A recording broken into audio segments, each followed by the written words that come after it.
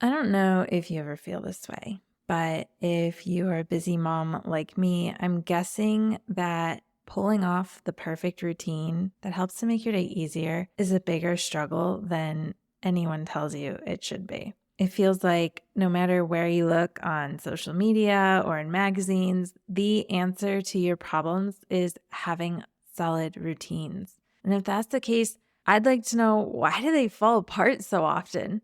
Because I certainly have not cracked the code to the perfect routine. And as much as we dream about figuring out the ideal routine that is going to make our lives easier, why is it that we keep doing what isn't working and don't just take a moment to reflect on, well, what is it about my routine that's not working, so that we can make the small changes that ultimately have the biggest impact?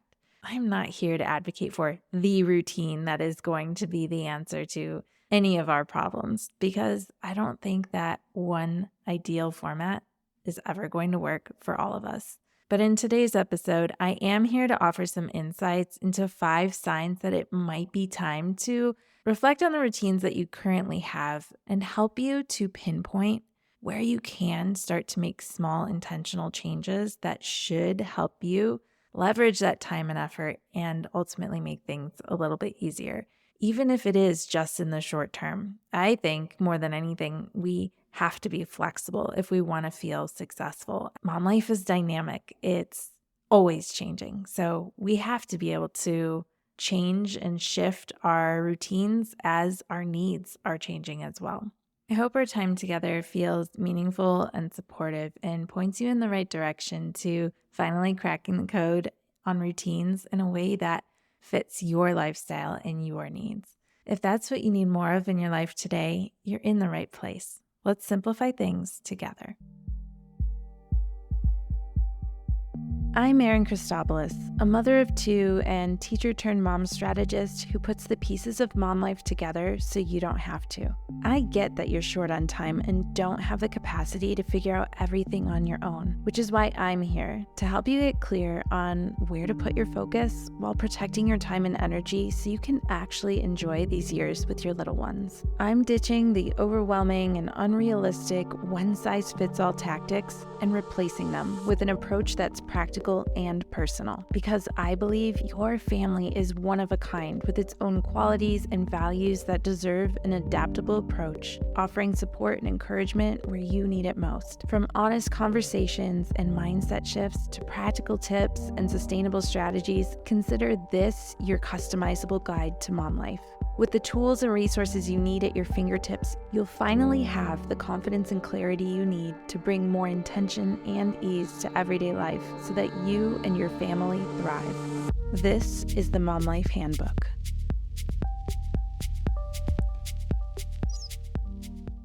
Choosing to talk about routines this week and what we could be doing to improve them, even if just in small but meaningful ways, feels important to me right now, because I've been in the process of really refining my own routines, especially with the kids. I find that as they get older, they are always evolving in terms of what they are up for. And it's just been a process since the new year started, to the point where even some of my routines for Mom Life Handbook have had to be scaled back in order to expand my time for my family in other ways. And as much as I wish there were constant consistency in my days and a certain degree of predictability, I fully recognize that setting myself with the expectation that that is how my life is going to be right now is so unrealistic and ultimately sets me up for a whole lot of frustration.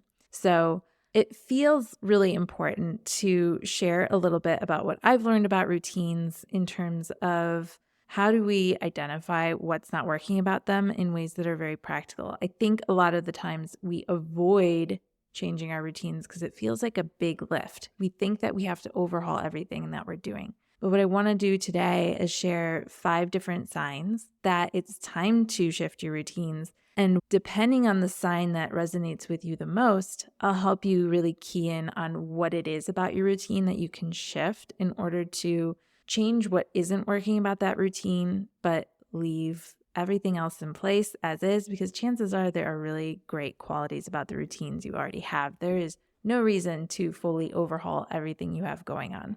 So as we head into this episode, just remember that this is not a cumulative list of everything that needs to change. This is more of a self-diagnosis on maybe one or two things that you could be changing to have a sense of more impact with your routines without feeling like you're taking on more than you can manage or that you are setting yourself up to fail.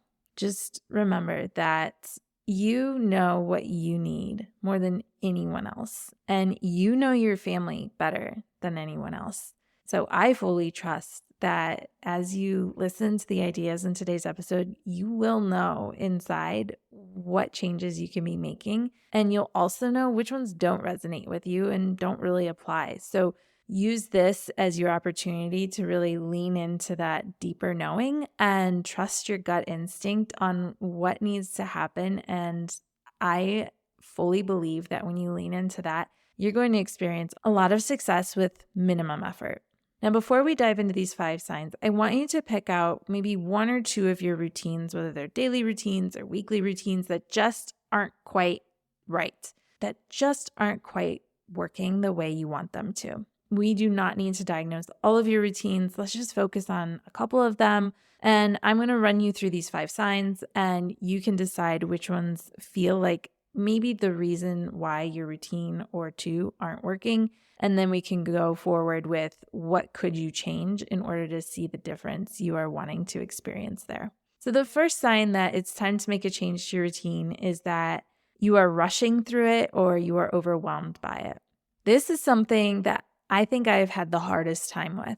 I really struggle with time blindness. I don't know if you've ever heard of it before, but it's this notion that you really don't have the greatest sense of just how much time a task is going to take or how much time you have in order to complete that task. So I tend to underestimate how long tasks are going to take me to complete.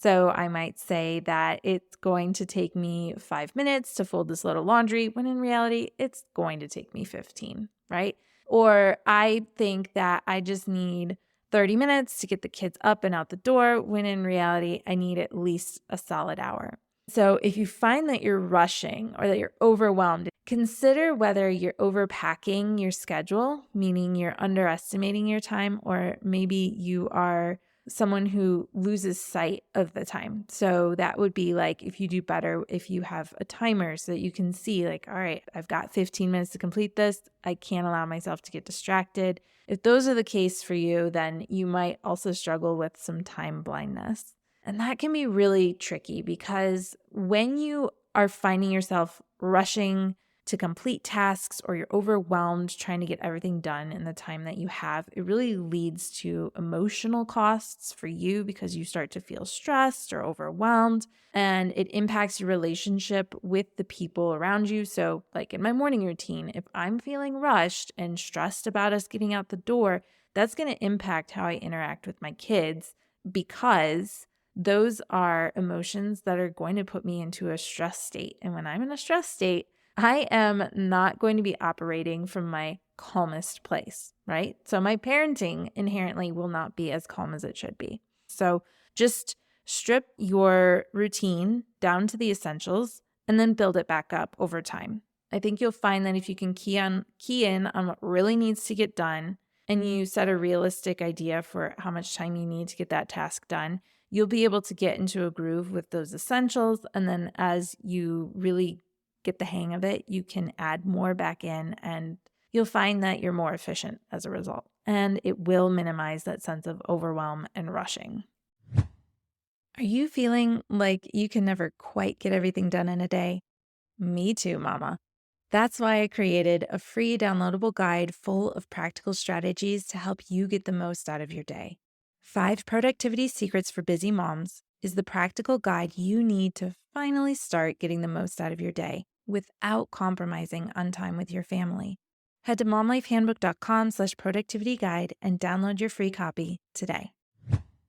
The second sign that it's time to reevaluate your routines is if you are feeling routine fatigue. This is that Groundhog Day effect. If you find yourself caught up in the monotony of this routine that you are dreading getting it done, it's your sign that it's just time to freshen up your approach. Chances are it's a routine that you have to do, right? Like I used to completely dread doing the laundry. I did not enjoy doing it for years and years and years. There were times in my life where I would just put it all off and try to get it all done in one fell swoop.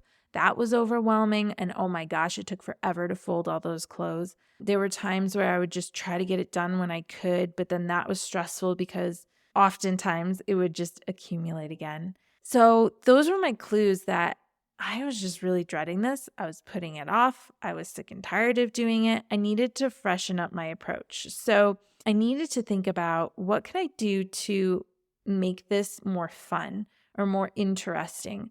Maybe it's that this is a routine that you can do while you watch your favorite show or listen to a podcast, or maybe if it's a routine that you do with the kids and it's just a time of day you really don't enjoy. Maybe it's bath time with the kids. Like that's a struggle. And so you really dread doing it because they tend to not want to take the bath. What could you do to make that bath time more fun? Could you be playing music? Could you turn it into a game? Could you move it to a different time of day? There are ways that you can just freshen up your approach to help breathe some life back into it. So if you're feeling like your routine is monotonous, just consider how could you make this fun again? What could you do to make it interesting, to help it become something that you really look forward to rather than dread? For me, in the case of laundry, it's my time to catch up on my podcasts, and it's something that I have a plan now for when I get it done. So rather than letting my dread dictate when the laundry does or doesn't get done, it's just something that's on my calendar and I'm more likely to do it as a result. Now, if you feel like your routine is especially chaotic and that there are frequent breakdowns, this is your sign that there's a lack of flexibility in your routine. If the tiniest disruption is going to cause your routine to fall apart, you are probably planning to the minute. Something that comes to mind in my own family that has been a struggle for years and we have finally had a breakthrough with are those school mornings. Getting everyone out the door in the morning was such a struggle. Once my kids were school-aged and had to become more independent and self-sufficient, it really became a struggle where it felt like there was constant reminding of what needed to happen and power struggles, trying to convince my kids of what needed to happen when, and it was exhausting. And part of the problem was not recognizing that I was trying to fit too much into the time I was giving it. So realistically, we should be able to be ready for the day within 45 minutes. But that's under the assumption that everyone's well rested, everyone's in a good mood and feeling cooperative and focused, and that there aren't going to be any hiccups along the way.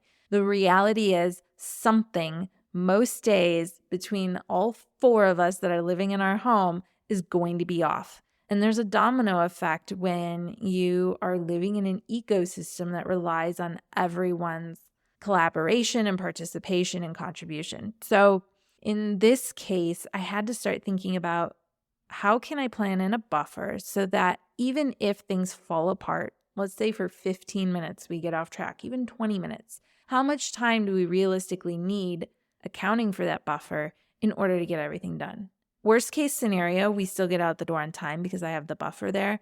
Best case scenario, we have time left over for playing or having fun together, maybe getting an extra item checked off my to-do list, whatever it is. If you are experiencing frequent breakdowns in your routine due to the most minor disruptions, really consider how you can incorporate more flexibility by not planning to the minute. Give yourself a little bit of breathing room. You'll find that removing that time pressure is going to relieve a lot of the stress that you're probably feeling as a result of trying to pack too much into a small amount of time. Your fourth sign that it's time to shift your routine is that you are consistently overlooking priorities. If there are neglected tasks that need to be happening that you keep missing, it's time to narrow in on your priorities and start with those first. You need to keep those top of mind. A classic example for me is forgetting to pack what my kids need for their after school activities. I don't know why this was such a struggle for me. Part of it was, again, not anticipating, not giving myself enough time to get the task of preparing for after school activities done. So now I give myself at least 20 minutes so that I have no time pressure and I can really think clearly about what needs to get done. I also have moved this routine to a little bit earlier in my day. So instead of waiting until it's time to go pick the kids up from school, I've moved it to earlier in my day. So I pack their bags for after school when I return from drop off. It's kind of like packing your backpack the night before, right? Like give yourself that buffer. So if you forgot something, you have time to add it back in. There were 3 weeks in a row where I took Stella to gymnastics without her leotard. Like this is probably the most obvious priority that was neglected because my system wasn't in place to really focus on the priorities. So now I've just made those small tweaks of how can I make this top of mind, right? I pack it far enough in advance. I also have a backup plan where now we keep a leotard in the car so that if I do forget it, because some days the routine is thrown off and I don't get to do it first thing in the morning, we have a backup plan, right? We have a fallback. So make sure that you narrow in on those priorities and just figure out how can you at least ensure that those priorities happen? How do you make those fail-proof? And then the rest will work itself out, right? So if you've been neglecting some priorities, welcome to the club. You are not alone. And this is just a small tweak of finding a new way to keep those priorities top of mind and make sure they don't slip under the radar.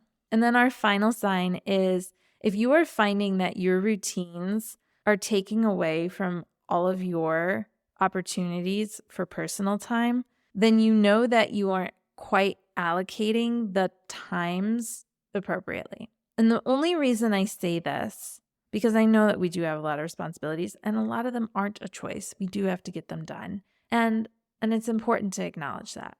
At the same time, that me time really lends to greater productivity, greater focus, a greater sense of calm, and emotional regulation.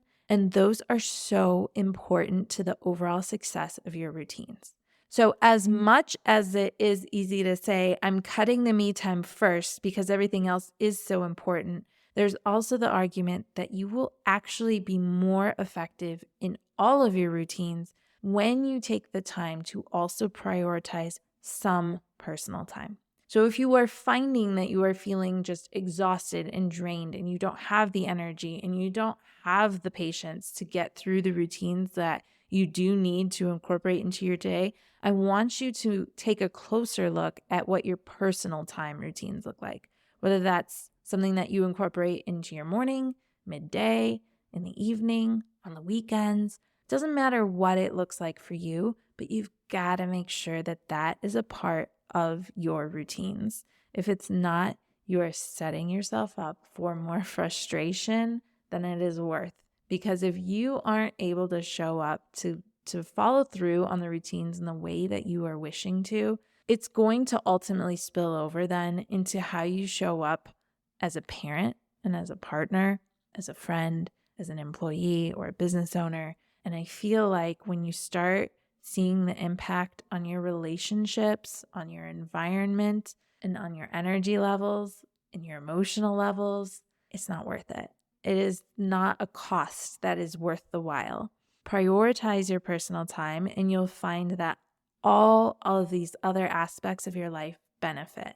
Because when your systems are in place and your routines are working nicely, you feel more confident, you feel more capable, you feel more expansive, and you have the opportunities to really show up for the other people in your life as a result in a way that you feel really good about. And I think that ultimately that is what we are all looking to really improve in our everyday lives. And we recognize that routines are one way of helping us get there. But just remember that those routines are only as effective as the person who is implementing them. So take care of your own needs as well. Do not neglect those. It's amazing how even just 5 or 10 minutes focusing on yourself and your needs can make all the difference. So don't shy away from that. It's so important.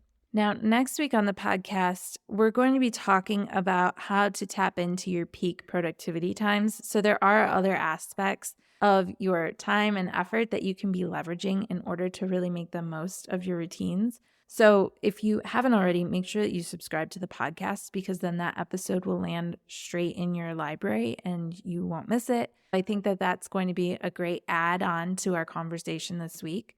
But before we dive into those peak productivity times for you in the future episode, let's recap what we talked about today so that you can really evaluate where you're going to put your time and energy over the next week to start leveraging your routines so that they start working for you without, again, having to overhaul them completely. So the signs that your family routines need a refresh are that you are rushing through them or you're feeling overwhelmed by them. Remember to strip those back to the essentials and then slowly build them back up as you feel like you are successful with even just the basics. Be aware of your time blindness. And then you might also be experiencing routine fatigue or that Groundhog Day effect. So try freshening up your approach, making it fun, changing the time of day that you're doing it, finding a new way to be appreciative of that time in your day. Sign number 3 is that even minor disruptions are causing your routine to fall apart. So plan in that buffer, figure out how you can layer in some flexibility so that you aren't planning to the minute. And if you're finding you have neglected priorities, I want you to start narrowing in on what are the priorities of that routine and how can you ensure that those get prioritized first, so that if you run out of time, whatever's left over wasn't as essential to its overall success. And then your final sign is that you are not left with any personal time at the end of the day or the end of the week. Go ahead and make sure that you incorporate that back into your day or your week overall to ensure that you are replenishing your energy levels and able to show up for the routines that you absolutely have to get to on an everyday or a weekly or even monthly basis. I hope that this episode has really helped you focus in on exactly where changes can be happening to refresh your routines so that they work more seamlessly, efficiently, and successfully.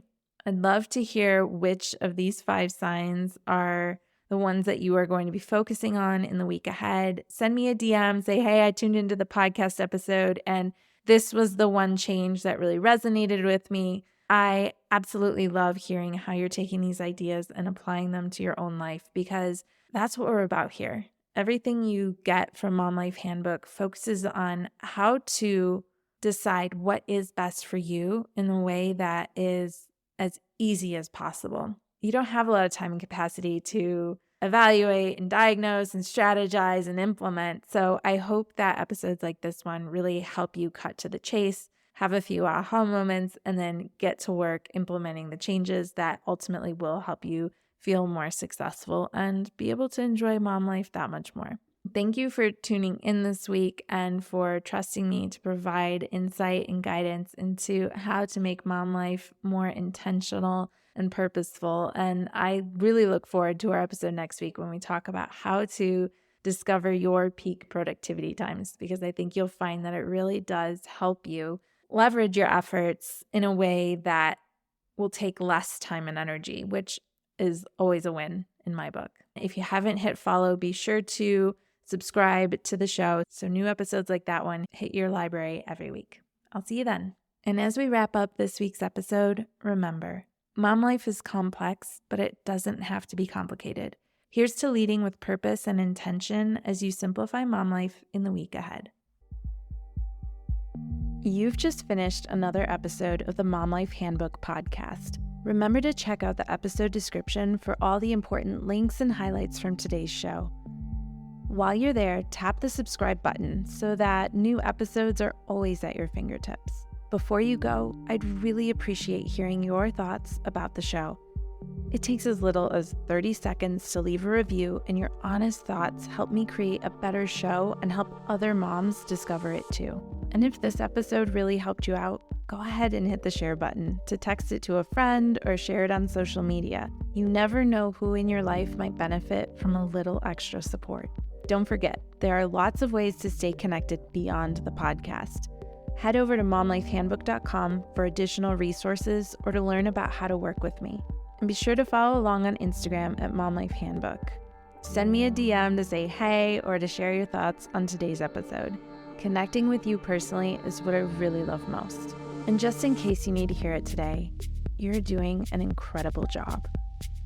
I know it doesn't always feel like it, but you're here, learning how to be better and do better. Keep working to bring more intention and ease into your life, and know that I'm right here cheering you on. You're creating a beautiful journey for you and your family. I am so proud of you.